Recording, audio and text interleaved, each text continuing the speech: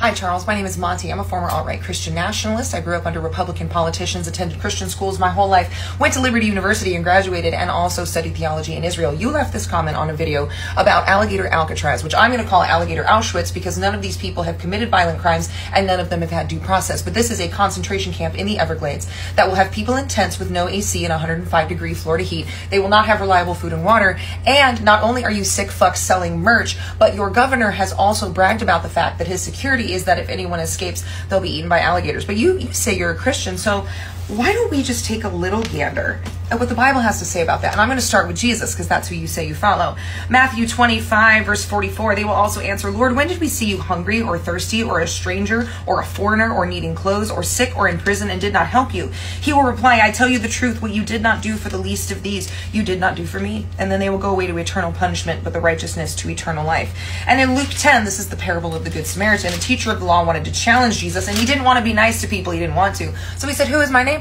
Jesus proceeds to tell him a story about a man who crossed racial and religious lines to help someone because they needed help, not because they looked like them or had the same faith that they did.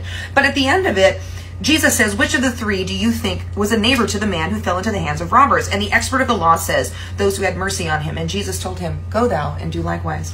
And then in Luke 11, verse 42, we're going to just keep going with this. It says, woe to you, you Pharisees, because you give a tenth of your mint, rue, and all other garden herbs, but you neglect justice and the love of God. You should have practiced the latter without leaving the former undone. So you guys love to parade around like you're Christians, but you neglect the core teachings of Christ and the Bible, which 2,000 times command you to love the poor and the foreigner. So since you love to use the Old Testament to demonize people, you made the Old Testament fair game. Have you read Zechariah, Charles?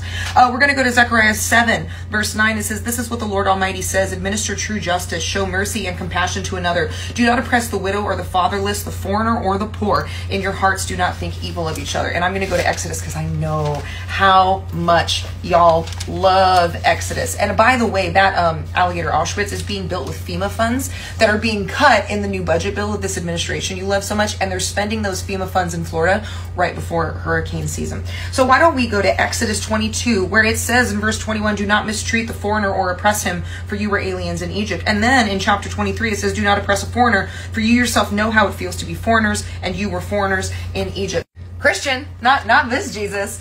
Not brown immigrant, serve the poor and the foreigner and buck the system, fight against the religious establishment Jesus. Maybe blue-eyed fascist Jesus. Good time to remember that Nazi Germany was a 97% Christian nation. But there was a word for Christians in Germany that weren't like totally on board with the camps, but you know they were worried about the economy. They were called Nazis. Because you cannot be a Christian and revel in the suffering and the injustice done to other people. You don't worship Christ. You don't worship this Christ. You worship Trump.